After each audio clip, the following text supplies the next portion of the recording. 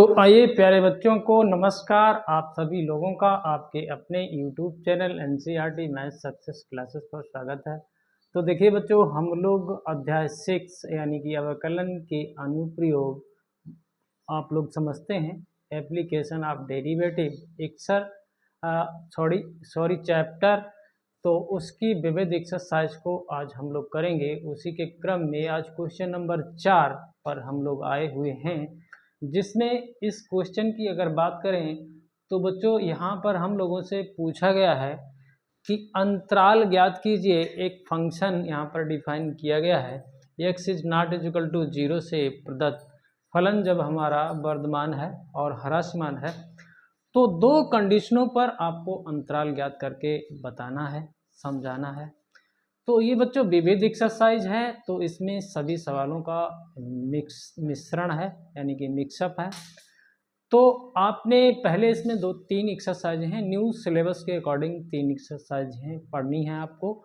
और पुराने सिलेबस में हम लोगों को बहुत पढ़ना होता था इस चैप्टर में, तो ज़्यादा कुछ नहीं। आप न्यू सिलेबस के अकॉर्डिंग अगर आपके पास पुरानी बुक है मतलब, तो यही क्वेश्चन नंबर उस बुक में विविध एक्सरसाइज में 7वां है।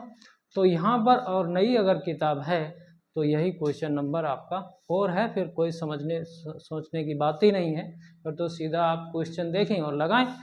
और यदि आपके पास पुरानी बुक है तो ये क्वेश्चन नंबर 7 है। तो समझने का प्रयास करेंगे बच्चों। हमारे पास एक फलन है, ये देखिए हमारे पास क्या फलन है, function of x equal to x cube plus 1/x3, x is not is equal to 0। ये आप अपना फंक्शन है। तो देखिए इसमें करना तो कुछ नहीं है, ज़्यादा हम लोगों को गहराई में नहीं जाना है, हम लोग हल करना जानते हैं। देखिए बच्चों, जो फंक्शन हमारे पास होता है उसका हमें अवकलन करना है। तो देखिए बच्चों, हमारे पास फंक्शन तो ये है, इतना है। तो समझिए, इसको अवकलन करना आपको आता है। एक बार अवकलन करिए x के सापेक्ष, तो ये हो जाएगा 3x²। बच्चों इसका क्या होगा, इसका बच्चों -3/x⁴ हो जाएगा। समझ रहे ना। और बच्चों इस -3 और इसको हम सीधा डायरेक्ट -3 ऐसे लिख लें, मतलब प्लस हटा दें। इसके बाद में बच्चों हम लोग यहाँ पर करते क्या हैं, फंक्शन जो हम लोग अवकलन करते हैं उसके बराबर 0 लेते हैं। इससे हमारे पास x के वो मान निकल के आ जाएंगे जिन मानों की हमें ज़रूरत है। तो देखिए बच्चों, 3x² - 3/x⁴ इक्वल टू 0। अगर हम लोग इधर इसका गुणा कर दें तो ये हो जाएगा 3x⁶ - 3, और बटे में x⁴ आएगा, उसको छोड़िए वो 0 हो जाएगा। तो 3 का आप भाग लगा दें तो x⁶ - 1 बराबर 0 हो जाएगा।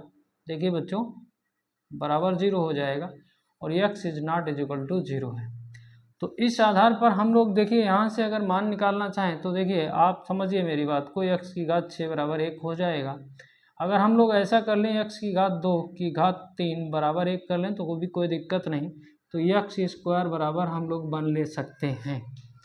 तो समझिए बच्चों, यहाँ पर x² बराबर यदि 1 है तो x बराबर ±1 हो जाएगा। अब आपको क्या करना है, आपको अंतराल बताने हैं बच्चों। अंतराल कैसे बताएंगे, तो देखिए बच्चों, हम यहाँ पर एक लाइन लेंगे जो कि हमारी रियल लाइन है। कैसी है, रियल लाइन। देखिए यहाँ पर +∞ होता है और यहाँ पर आपका -∞ होता है। बच्चों आपके पास x के 2 मान हैं, तो सपोज दैट हमने यहाँ पर +1 मान लिया और यहाँ पर सपोज दैट -1, ठीक है। और बच्चों इसमें x बराबर 0 इंक्लूड नहीं करना है, उसको निकाल देना है। तो कहीं ना कहीं 0 यहाँ पर होगा, उसको नहीं लेना है। अब देखिए बच्चों, आपके पास देखिए कुछ अंतराल यहाँ आ गए हैं, तो थोड़ा सा हम लोग अच्छे करके लिखते हैं। तो लिखेंगे अंतराल, ठीक है बच्चों, अंतराल लिखते हैं। और बच्चों यहाँ पर जैसे हम लोग देखें तो बिंदु भी ले सकते हैं, बिंदु भी लिख सकते हैं। और बच्चों यहाँ पर f' का चिन्ह ऐसे हम लोग टेबल बना लेंगे तो ज़्यादा अच्छा रहेगा। तो देखिए बच्चों, कौन कौन से अंतराल हैं उन पे हमें देखना है। तो यहाँ से हम लोगों ने टेबल को बना लिया है। तो सबसे पहला अंतराल अगर देखें तो यही अंतराल है, देखिए -∞ और -1 ओपन इंटरवल, ठीक है। अब दूसरे अंतराल की बात करें बच्चों तो ये -1 से 1 और इसी में 0 भी इसके बीच में है, उसको नहीं लेना है क्योंकि x is not equal to 0 हम लोगों को पहले बताया गया था। और तीसरे अंतराल की बात करें तो बच्चों 1 से ∞ है, ठीक है। ये हम लोगों के अंतराल हो गए हैं, 3 अंतराल हैं, तो समझने वाली बात है। तो यहाँ पर देखिए थोड़ी टेबल सही कर लेते हैं, ठीक है बच्चों, ये देखिए, ठीक है, हमने सही कर लिया। अब बच्चों आपको एक पॉइंट लेना है, -1 और -∞ के बीच का कोई आप एक पॉइंट ले सकते हैं, कोई भी ले सकते हैं, सुविधा की दृष्टि से जो सरल पड़े उसको आप ले लीजिए। तो हम लोग देखिए बच्चों यहाँ पर -2 ले लेते हैं, सबसे सिंपल सा पॉइंट है, -2 ले लिया। अब हमें f' का साइन पता करना है, क्या करना है, f' का साइन पता करना। तो देखिए बच्चों f' तो यही है, f' तो यही है।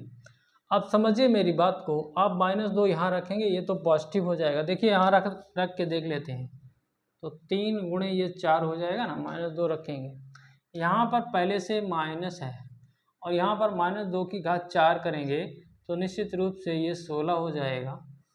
तो बच्चों आप देखिए 4 3 12 है, 12 3/16 है, और जो भी कुछ कैलकुलेशन करेंगे तो आप कुछ भी करिए, ये देखिए f' कैसा हो जाएगा, पॉजिटिव हो जाएगा, क्या हो जाएगा, पॉजिटिव हो जाएगा। और बच्चों जब हमारा f' पॉजिटिव होता है तो वहाँ पर हमारा फलन वर्धमान होता है, उस अंतराल में हमारा फलन क्या होता है, वर्धमान होता है।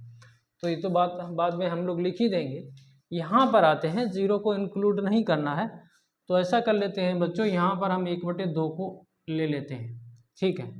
समस्या कुछ नहीं है, आप -1/2 ले लीजिए, कोई दिक्कत नहीं, प्लस का 1/2 ले लीजिए तो भी कोई दिक्कत नहीं। जब बच्चों हम यहाँ पर 1/2 डालेंगे इसमें, 1/2, और बच्चों देखिए यहाँ पर 3 यहाँ पर भी 1/2 डालेंगे, ठीक है, यहाँ पर घात 4 है, ठीक है, यहाँ पर घात 4 है। तो बच्चों देखिए ये 3/4 हो गया, यहाँ पर ये 2 की घात 4 है तो ये 16 हो जाएगा, 16 3 48 हो जाएगा ऊपर। कुल मिला के हम लोग देखें तो ये नेगेटिव साइन यहाँ पर आएगा f' का, f' कैसा आ गया, निगेटिव आ गया, ठीक है। यहाँ पर भी हमारा फलन यहाँ पर ह्रासमान है, ये हमें निश्चित हो गया है। बच्चों अगर हम थोड़ा और आगे बढ़ें, इस अंतराल की बात करें तो हम 2 रखेंगे। निश्चित रूप से जब हमने -2 को लिया था तो स्क्वायर होने के चक्कर में और x की घात 4 होने के चक्कर में वो जितना मान वहाँ आया था उतना ही यहाँ आएगा। तो यहाँ पर हम सपोज दैट 2 लेंगे तो ये f' कैसा आ जाएगा, पॉजिटिव, कुछ ज़्यादा विचार नहीं करना है। तो अब हम लोगों को अपना आंसर देना है, फर्स्ट आंसर हमारा हो गया है बच्चों। तो वर्धमान की बात करे थे, तो वर्धमान में हमारे पास इंटरवल -1 और हमारा इंटरवल 1 से ∞ में फलन कैसा है, वर्धमान है, कोई समस्या नहीं, ये समझ गए आप। और सेकंड ह्रासमान जब हमारा था तो हमारा ये वाला इंटरवल है -1 से +1 और आपको 0 को हटा देना है। और इस अंतराल में हमारा फलन हमारा डिक्रीजिंग फंक्शन है। तो इस प्रकार से हम लोग बड़ी सिंपल तरीके से यहाँ पर इन सवालों को हल कर लेते हैं, कोई समस्या नहीं होती है। बच्चों आपके यदि सवाल समझ में आए तो चैनल को सब्सक्राइब जरूर करें। और अगला सवाल बच्चों हम लोग लिखने के उपरांत अभी करेंगे, तो देखते हैं। तो देखिए बच्चों हम लोगों ने अपना सवाल नोट किया है, तो पहले सवाल को आप पढ़ना सीखें, उसकी भाषा को समझना सीखें, फिर आप ये विचार करें कि इसमें क्या दिया गया है और करना क्या है। ये ज़रूरी बात है मैथमेटिक्स को समझने की। तो बच्चों यहाँ पर बिल्कुल ये अलग टाइप का सवाल है, दीर्घवृत्त की तो कहीं पर बात ही नहीं आई थी अवकलन के अनुप्रयोग में, तो आपको थोड़ा समझना तो होगा। तो देखिए बच्चों, यहाँ पर हमारे पास एक दीर्घवृत्त है, x² / a² + y² / b² बराबर 1 के अंतर्गत उस समद्विबाहु त्रिभुज का महत्तम क्षेत्रफल ज्ञात कीजिए जिसका शीर्ष, किसका शीर्ष? समद्विबाहु त्रिभुज का शीर्ष दीर्घ अक्ष का एक सिरा है। तो समझने वाली बात है, आपने दीर्घवृत्त नहीं पढ़ा है तो भी कोई प्रॉब्लम वाली बात नहीं है। दीर्घवृत्त देखिए बच्चों, यहाँ पर हम लोग समझने का प्रयास करेंगे। तो बच्चों देखिए, दीर्घवृत्त हम लोग बनाएंगे तो कुछ नहीं, एक अंडाकार आकार का, हम गोला तो नहीं होता है लेकिन एक अंडाकार आकार का हम लोग देखिए दीर्घवृत्त ऐसे बनाते हैं इस प्रकार से, और इतना जितना इधर है बच्चों उतना ही, अरे भाई थोड़ा सा गलत हो रहा है, उतना ही इधर होता है। ठीक है, बिल्कुल ये देखिए दोनों तरफ से सिमेट्रिक होता है। तो आपको ना लगे सिमेट्रिक तो भी कोई बात नहीं, आप सिमेट्रिक ही समझें इसे। तो देखिए बच्चों, ऐसा हम लोगों ने दीर्घवृत्त बनाया है। इसमें अगर हम लोग इस दीर्घवृत्त की बात करें तो बच्चों यहाँ पर x² बटे a² + y² बटे b² बराबर 1 ये दीर्घवृत्त है। हालांकि दीर्घवृत्त दो प्रकार के होते हैं। यहाँ पर बच्चों a बड़ा है b से, तो निश्चित रूप से ये भुजा आपको बड़ी दिख रही होगी, यहाँ से देखिए इससे ये वाली बड़ी है। तो हम लोग a बड़ा कर रहे हैं, तो ये हम सपोज करते हैं कि ये a पॉइंट है और ये वाला पॉइंट बच्चों देखिए x अक्ष पर a है, तो इसको हम a,0 क्योंकि ये जो दूरी पूरी है ये a है, ठीक है, और ये जो दूरी पूरी है इसको b कहेंगे। तो ये बात तो आपके समझ में आई ही होगी। तो निश्चित रूप से इसको हम लोग सेंटर यहाँ पर मानते हैं, इसको O से ही डिनोट करते हैं जनरली।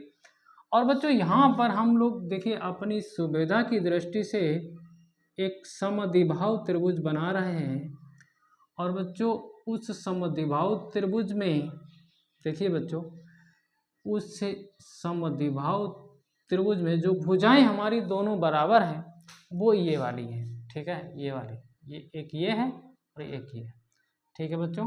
देखिए मेरी बात को समझिए। तो देखिए बच्चों, इसको सपोज दैट हम, ये पॉइंट आया है, इसको सपोज दैट हम m मान रहे हैं और इसको सपोज दैट हम पॉइंट P मान रहे हैं, और ये वाला पॉइंट हम अपनी सुविधा की दृष्टि से Q मान रहे हैं। तो समझना तो आपको पड़ेगा ही, सवाल थोड़ा सा हटके है। तो बच्चों जब कभी भी यहाँ पर देखिए तरीके इसके दो हैं लगाने के, लेकिन हम लोग सिंपल वे में लगाएंगे। तो किसी भी दीर्घवृत्त में अगर हम लोग पॉइंट अगर एज्यूम करें, माने कि इस P पॉइंट को हम लोग क्या कहें, तो इस P पॉइंट को a cos थीटा कामा, और बच्चों जो y का है उसको b sin थीटा कहेंगे, ठीक है। अब बच्चों कैसे आप निर्धारित करेंगे कि a cos theta comma b sin theta, तो इसके लिए आपको दीर्घवृत्त के बारे में पढ़ना होगा, और नहीं तो आप सीधा याद रखिए। देखिए x की जगह अगर हम लोग a cos थीटा रख दें तो a² से a² कैंसिल, cos² थीटा बचेगा।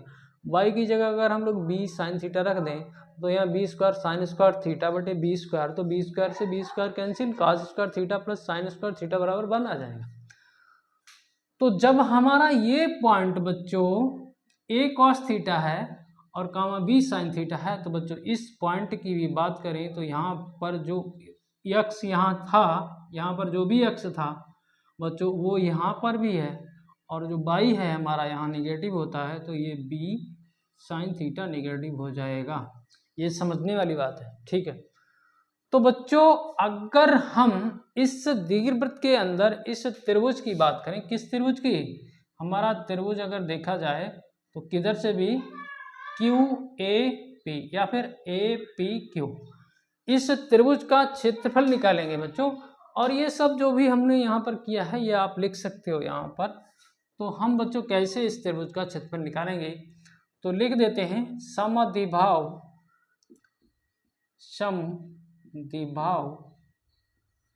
त्रिभुज APQ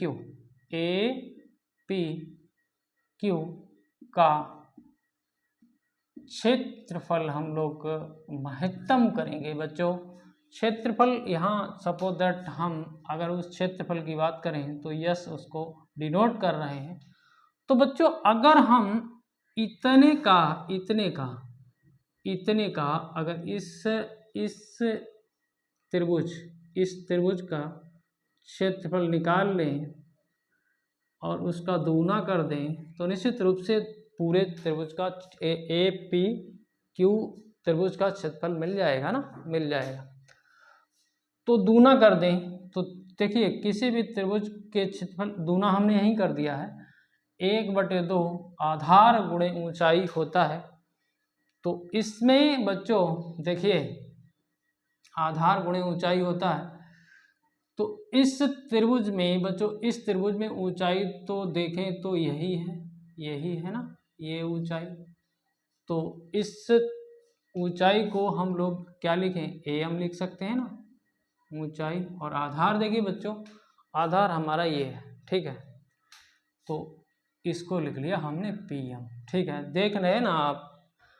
तो अब 2 से 2 तो कट ही जाएगा, इससे तो कोई प्रॉब्लम नहीं। आपको थोड़ा सा और हल करेंगे, चलिए 2 गुणे 1/2 एक समझ विकसित करने के लिए आप लिखा रहने दीजिए।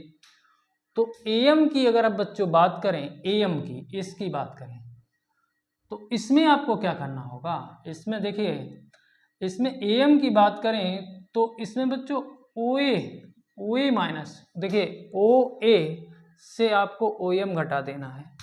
कितना घटा देना है, OM, ठीक है। और यहाँ तो हमारा PM चल ही रहा है, ठीक है। तो अब समझने वाली बात है, थोड़ी और समझेंगे तो 2 से 2 काट ही लेंगे, इसकी कोई समस्या वाली बात नहीं है। OA को देखें तो A है ना, ठीक है। और OM को देखें, OM देखिए X, ये X की लाइन पर है ना OM, तो X आपका A cos थीटा है। यहाँ पर देखें तो A cos थीटा है। और बच्चों PM को देखें, PM तो ये देखिए Y वाला है ना, तो ये B sin थीटा है। तो कितना है, B sin थीटा। बस आपका काम सरल है। अब आपको कुछ नहीं करना, 2 से 2 काट देना है।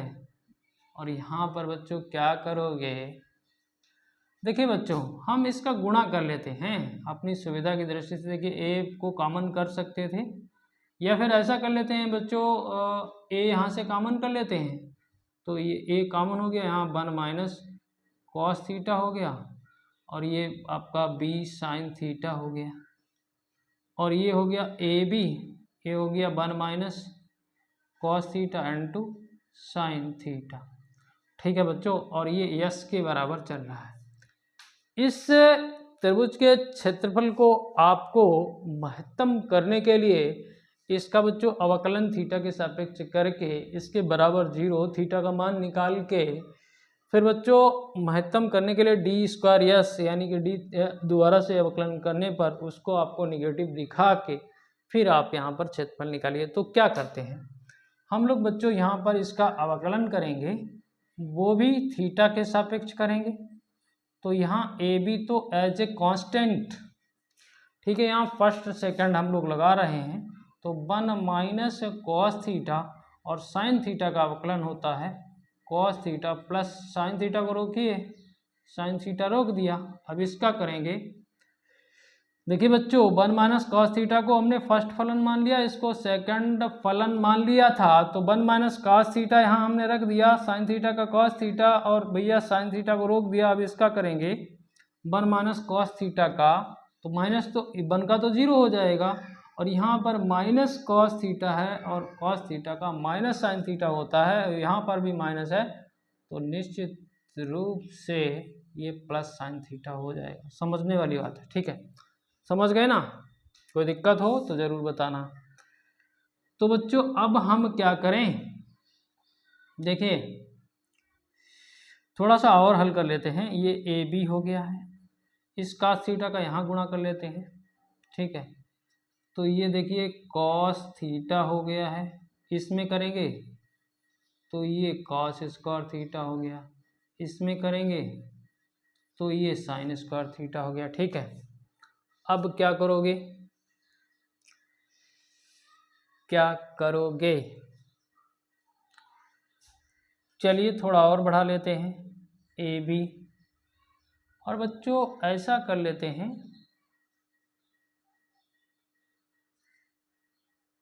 माइनस चिन्ह को हम लोग कॉमन कर लें, ठीक है बच्चों, थोड़ा सा समझने वाली बात है। तो यहाँ पर माइनस लगा लें तो बच्चों ये माइनस का कॉस थीटा हो जाएगा, ठीक है, और यहाँ पर प्लस का कॉस स्क्वायर थीटा हो जाएगा, ठीक है। यहाँ पर आपका माइनस का साइन स्क्वायर थीटा हो जाएगा। देखिए समझने वाली बात है, तो समझ लीजिए। तो माइनस चिन्ह तो हमने बाहर कर लिया। अब इसको अगर देखें तो ये cos 2 थीटा है, क्या है? cos 2 theta. आपने सूत्र तो जरूर पढ़ा होगा, देख लेते हैं यहाँ पर। तो ds अपान डी थीटा के बराबर हमने माइनस ए बी, और बच्चों इसको थोड़ा सही करके लिखें तो cos square theta minus sine square theta, यहाँ पर एक मंझला कोष्टक लगाइए, और बच्चों ये माइनस का cos थीटा है, समझने वाली बात है। तो इसको बच्चों हम लोग cos 2 थीटा लिख सकते हैं। तो माइनस ए बी, ये अपना cos 2 थीटा हो गया, ये माइनस का cos थीटा हो गया है। अब देखिए बच्चों समझना तो पड़ेगा। अब हम ds अपान डी थीटा को 0 ले रहे हैं, तो ये हो गया ए बी, ये हो गया यहाँ से cos 2 theta minus cos theta बराबर 0। इतना हो गया। चलिए इतना हो गया, इसको छोड़िए, यहाँ से देखिए cos 2 थीटा बराबर cos थीटा आ गया। अब क्या करोगे? तो आप समझिए, अब क्या करोगे, क्या करोगे बताइए। थोड़ा इधर से साफ कर लेते हैं, फिर आपको समझाने का प्रयास करते हैं। तो ये तो आपने देख ही लिया होगा। यहाँ से हम लोग इसको हटा लेते हैं, फिर आपको समझाने का, देखिए यहाँ देख लीजिए, हम लोग क्योंकि मेन पॉइंट पर हैं, इसमें आ जाइए। अब देखिए, अब यहाँ पर हमारे पास cos 2 थीटा बराबर कितना है? cos थीटा, ठीक है, cos थीटा। तो बच्चों देखिए चतुर्थांश में आइए, इस चतुर्थांश में आप देखिए आपका cos थीटा यहाँ पॉजिटिव होता है, ठीक है, और बच्चों आपका cos थीटा यहाँ पर पॉजिटिव होता है, यहाँ पर सभी पॉजिटिव होते हैं, यहाँ साइन थीटा पॉजिटिव होता है, ठीक है, यहाँ पर साइन थीटा, साइन और कोसेक, यहाँ पर टेन और कॉट, यहाँ पर कॉस और सेक पॉजिटिव होते हैं। तो बच्चों अगर हम लोग देखिए थोड़ा यहाँ से अगर हम, ठीक है तो सही है, इसको अगर लिखना चाहें तो ऐसा लिख सकते हैं, देखिए cos 2 pi minus theta, cos 2 pi minus theta. तो देखिए समझने का प्रयास करिए, cos 2 पाई माइनस थीटा, यानी कि हम यहाँ से यहाँ हैं, ठीक है, यहाँ पर है 2 पाई माइनस थीटा, तो आपका cos थीटा ही तो आएगा, ठीक है। तो बच्चों अब इस वैल्यू के बराबर ये भी वैल्यू है, तो यहाँ से हम cos को हटा दें तो 2 थीटा बराबर 2 पाई माइनस थीटा हो जाएगा, और इस माइनस थीटा को इधर ले आएं तो ये 3 थीटा बराबर 2 पाई हो जाएगा। और बच्चों थीटा बराबर देखें तो ये 2π/3 हो जाएगा। ये समझ में आई बात? ठीक है, आई होगी अगर आपने समझा होगा तो देखिए बच्चों, थोड़ा सा और अब आपको इसको d²s/d², इसको आपको बच्चों ये दिखाना है कि ये निगेटिव है कि नहीं है इस पॉइंट पर। तो देखिए, तो चलिए हम लोग बच्चों यहीं पर इसका दोबारा से अवकलन कर रहे हैं। तो देखिए, ये आप खुद से करिए, d²s/d²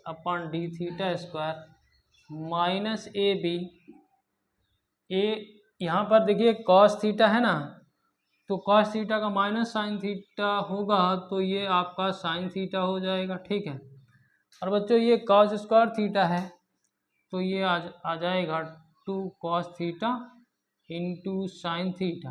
ठीक है, समझ गए ना? 2 cos थीटा का माइनस साइन थीटा होगा। अरे भाई माइनस साइन थीटा लिख दो। ठीक है, यहाँ पर देखो तो 2 साइन थीटा और साइन थीटा का cos थीटा, ये हो जाएगा ना। अब बच्चों ए बी यहाँ रहने दो, और बच्चों ये देखिए साइन थीटा, और ये बच्चों एक जैसा ही है, मतलब ये देखिए 2 sine theta into cos theta, यहाँ पर भी 2 sine theta into cos theta. और बच्चों ये इसको अगर हम यहाँ पर अगर हम लोग लिखना चाहें, देखिए बच्चों आप समझने का प्रयास करेंगे तो समझ में आएगा। तो देखिए अगर हम इसमें 2 गुणे 2 sine theta into cos theta लिख दें तो भी कोई दिक्कत नहीं, ये उतना ही रहा ना। यहाँ पर माइनस ए बी, यहाँ पर साइन थीटा, और बच्चों ये 2, और इसको हम साइन 2 थीटा लिख सकते हैं। ठीक है, अब देखिए माइनस ए बी, और हम लोग बच्चों d²s/d², और थीटा बराबर हम 2π/3 रखेंगे। ठीक है, तो बच्चों यहाँ आप साइन 2π/3 रखिए, -2 साइन 4π/3 हो जाएगा। अब बच्चों आपको समझना है। ठीक है, तो देखिए माइनस तो आगे लगा हुआ है, इस वैल्यू को आप निकाल के देख लीजिए। साइन 2π/3 यानी 60 दूनी 120, यानी कि आप देखिए यहाँ पर देखिए 120, साइन 120 को आप 90 + 30 लिख सकते हैं। ठीक, तो ये आपका साइन 30 आ जाएगा। समझ रहे हैं ना? ठीक है, समझ रहे हैं। साइन 30 यानी कि 1/2 इसका मान आ जाएगा। तो ठीक है, अब यहाँ पर देखें तो बच्चों 60 दूनी 60, 6 चौक 24, 240 है। ये माइनस तो आगे लगा है, 240 को बच्चों 180 + 60 लिख सकते हो, तो 240 हो जाएगा। तो 180 + 60 का मतलब है यहाँ पर हो। ठीक है, यहाँ पर हो ना, साइन 180 ये है, 180 60 यहाँ है। ठीक है, तो आपका माइनस का साइन 60 आ जाएगा, और ये माइनस का साइन 60 का मान √3/2 होता है, तो ये माइनस का साइन 60 आ जाएगा। वहाँ पर इसका मान 1/2 है, ये इसका मान -√3/2 आ जाएगा। ठीक है, और यहाँ पर आप इन मानों को रखेंगे तो टोटल वैल्यू आपकी निगेटिव आएगी। कोई समस्या नहीं, आप कर लेना। ठीक है, आप कर सकते हो, ये हमने इतना बता दिया आपको। अब बच्चों आपको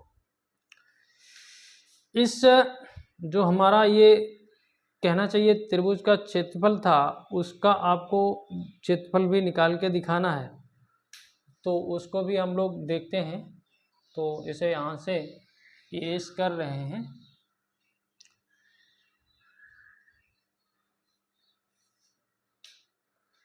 तो देखिए बच्चों, हमारा जो क्षेत्रफल था तो ए 1 माइनस कॉस थीटा था, फिर हमारा बी भी था तो ये साइन थीटा यहाँ लिख लीजिए, और बच्चों ए बी तो रहने दीजिए, कॉस थीटा की जगह 2π/3 रख दीजिए।